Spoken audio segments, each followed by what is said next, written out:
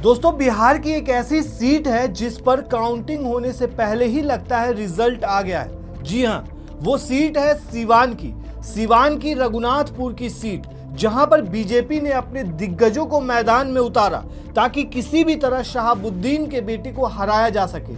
नाम तक पर यूपी के सीएम ने सवाल उठाए, मतलब राजनीति का स्तर पूरी तरह से गिरा दिया गया।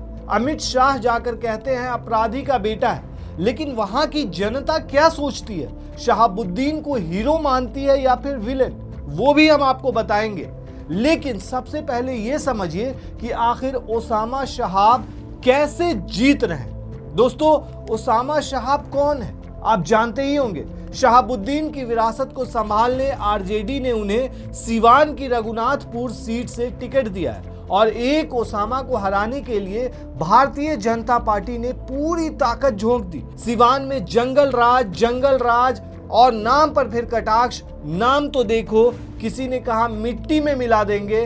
पॉइंट यह है दोस्तों कि ओसामा को एक तरह से बीजेपी वालों ने हाईलाइट इतना कर दिया कि ओसामा पहले ही जीत गए। असल में दोस्तों, रघुनाथपुर विधानसभा से आ रही एग्जिट पोल के नतीजों ने बीजेपी के होश उड़ा दिए हैं। नीतीश भौचक्का है। बीजेपी सोच रही है जहां पर जाकर हम इतनी मेहनत करके आए हैं, जंगल राज बोला है। एग्जिट पोल के नतीजे में जनता ने इस बार विरासत और बदलाव दोनों को साथ लेकर चलना चाहा है। एग्जिट पोल वही बता रहे हैं। सोचिए, जो टीवी एग्जिट पोल एनडीए का गुणगान कर रहे हैं, वो भी सिवान में आकर कह रहे हैं कि यहां से शहाबुद्दीन के बेटे जीत रहे हैं। बिहार तक का एग्जिट पोल देखिए, रघुनाथपुर से ओसामा शहाब को स्पष्ट बहुमत मिलता नजर आ रहा है। एआई पॉलिटिक्स यानी न्यूज पिंच का देखिए, रघुनाथपुर से ओसामा शहाब को स्पष्ट बहुमत मिलता नजर आ रहा है। ज्यादातर एग्जिट पोल में ओसामा को कोई पछाड़ नहीं पा रहा है। ओसामा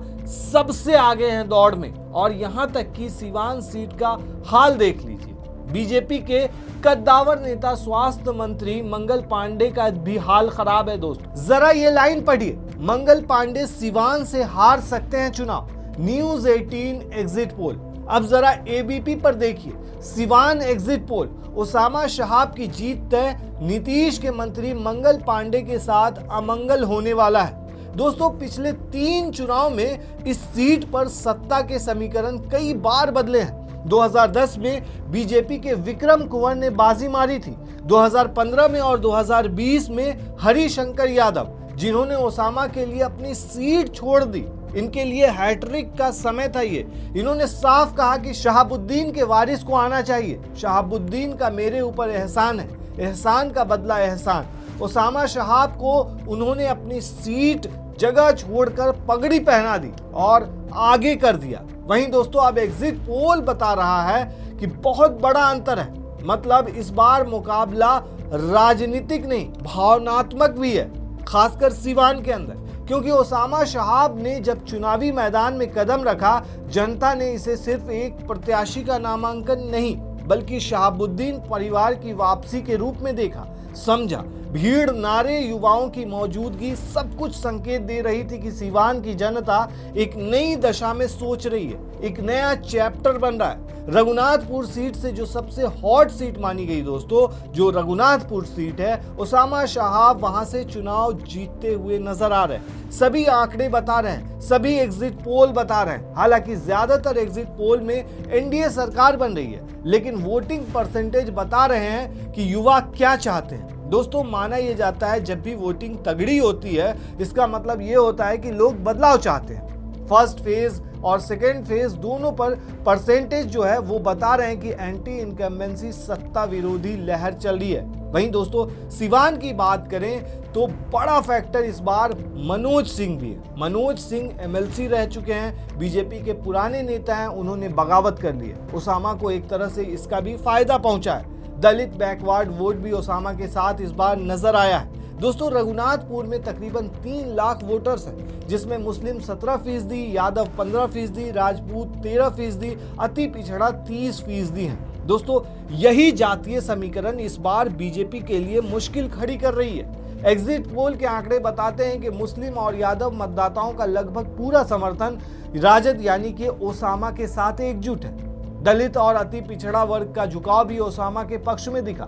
वहीं बीजेपी का पारंपरिक स्वर्ण वोट बैंक इस बार बिखरता नजर आ रहा है। वहीं दोस्तों, ग्रामीण इलाकों में बेरोजगारी, विकास की कमी, स्थानीय असंतोष से भाजपा के लिए रास्ता बहुत कठिन बना दिया है। जनता पूछ रही है कि विकास कहां है, नौकरी कब मिलेगी। बिहार के युवा पलायन, रोजगार, बेरोजगारी, परीक्षाओं में धांधली, सरकारी नौकरी, इसके अलावा शिक्षा, स्वास्थ्य, सिंचाई, कमाई, दवाई, पढ़ाई, सबको लेकर सवाल उठा रहे हैं। जनता पूछ रही है, हमारा इलाका इतना पिछड़ा क्यों है। इन सवालों का जवाब बीजेपी के पास शायद नहीं है। वहीं दोस्तों, देखा जाए तो इस बार के चुनाव में जिस तरीके से आंकड़े सामने आए हैं, लगभग तकरीबन आंकड़ों में एक चीज कॉमन पाई गई है। सिवान सीट पर, यानी कि रघुनाथपुर की जो सीट है, वो ओसामा शहाब जीत रहे हैं। वहीं दोस्तों, जब हम सिवान पहुंचे थे रघुनाथपुर सीट पर, तो हमने भी ग्राउंड रिपोर्टिंग की थी, बहुत सारे लोगों से बातचीत की थी। जरा सुनिए वहां के लोग क्या कहते हैं। क्या कहेंगे आप इस शहाबुद्दीन के बारे में? सबसे पहले बताइए, मिले हैं कभी उनसे? मिले हम लोग बहुत। कैसे आदमी थे वो? बहुत बढ़िया आदमी। कहा जाता है कि उनके क्षेत्र में डॉक्टर 50 रुपए से 51 रुपया भी नहीं कर सकता था, ऐसा था क्या? जी, ऐसा बात है। तो इस बार किसको जिताना है यहाँ से, किसकी लहर लग रही है? बाबू को। ओसामा को जी। और फिर क्या बोलते हैं कि जिस तरीके से देखा जा रहा है, अमित शाह करके बोल रहे हैं कि वो अपराधी के बेटे हैं, ऐसा कुछ, तो उनके बारे में क्या कहेंगे? वो लोग भड़का रहे हैं, पार्टी भड़केगी तो नहीं देगी, यही ना। अच्छा अच्छा, तो और भी लोगों से हम बात करने की कोशिश करते हैं। क्या नाम है आपका? राजू। राजू जी, क्या क्या करते हैं आप? हम बस मजदूरी करते हैं प्रदेश में जाके। कहाँ प्रदेश में, कहाँ काम? दिल्ली। दिल्ली में काम करते हैं, तो पलायन करना पड़ता है। बिहार में आपको रोजगार नहीं मिल रहा है? कहाँ मिल रहा है? ये तो 20 साल से बीजेपी और नीतीश का सरकार है, वादा दे के लोग न कर जाता है।